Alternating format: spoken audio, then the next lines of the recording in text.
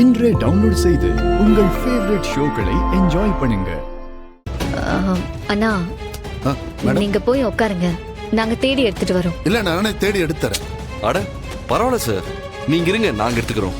நாங்க பாத்துக்கிறோம். நாங்க பார்த்து எடுத்துக்கிறோம்.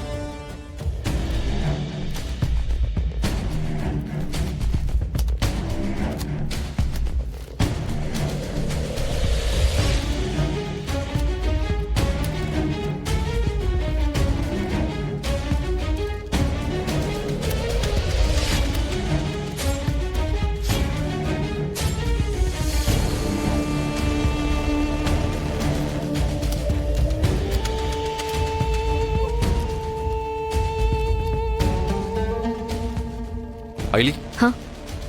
இத பாரு.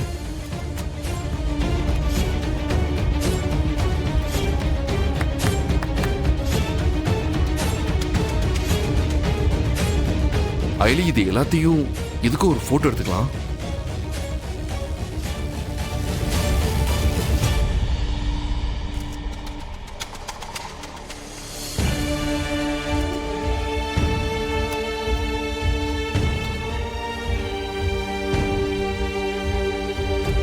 அண்ணா ஆ? உங்களுக்கு என் அம்மாவை தெரியுமா?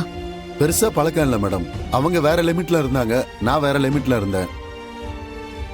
ஆனா அவங்கள பத்தி நிறைய கேள்விப்பட்டிருக்கேன். அவங்க இருந்த வரைக்கும் இந்த சிட்டில ரவுடிங்க தொல்லையே இருந்ததில்ல. அவங்க எல்லா ரவுடிங்களுக்கும் சிம்ம சொப்பனமா இருந்தாங்க. எல்லா ஏரியா ஸ்டேஷன்லயும் அவங்கள பத்தின பேச்சு தான் எப்பயுமே ஓடிக்கிட்டு இருக்கும். ஆனா அவங்களோட முடிவு தான் எங்களுக்கெல்லாம் குழப்பமாவும் ஆச்சரியமாவும் இருக்கு. சார், உங்களுக்கு இவரை பத்தி வேற எதுவும் தெரியாதா? அதான் சொன்னனே சார், அவங்கள பத்தி எனக்கு வேற எதுவும் பெருசா தெரியாது. போன வாரம் நான் கோயம்பேடு பஸ் ஸ்டாண்டு போயிருந்தப்ப அர்ச்சனா மேடம் கிட்ட டிரைவரா வேலை பார்த்த ராஜேந்திரனை பார்த்தேன். அண்ணே, உங்களுக்கு அவரை தெரியுமா? பல வருஷத்துக்கு அப்புறம் அன்னைக்குதான் மேடம் பார்த்தேன். எனக்கு அவனை அடையாளம் தெரியல. அவனாதான் என்கிட்ட வந்து பேசினான். உங்ககிட்ட வந்து பேசினாரா? என்னென்ன சொன்னாரு? அர்ச்சனா மேடம் இறந்ததுக்கு அப்புறம் அவன் மலேசியா போயிட்டதாவும் போன வாரம் தான் இங்க வந்ததாவும் சொன்னான் மேடம். அப்புறம் வேற என்ன சொன்னாரு? அப்புறம் என் ஃபேமிலியை பத்தி விசாரிச்சான். நானும் அவன் ஃபேமிலியை பத்தி விசாரிச்சேன். அப்போ அவரோட ஊர் எங்க இருக்குன்னு உங்களுக்கு தெரியுமா? தெரியாது மேடம், நான் பெருசா எதுவும் விசாரிக்கல. சார், அவரோட ஃபோன் நம்பர் இல்ல அட்ரஸ் ஏதாவது இருக்கா? இல்ல சார், அன்னைக்கு உடனே என் பொண்ணுக்கு பஸ் வந்ததுனால பெருசா எதுவும் பேசிக்க முடியல. நானும் போயிட்டேன், அவனும் போயிட்டான்.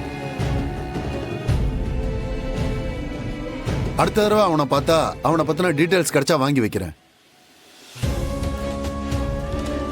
சரிங்கண்ணே, நாங்க போயிட்டு வரோம். ரொம்ப தேங்க்ஸ். Okay madam. வரேன் சார். ம்.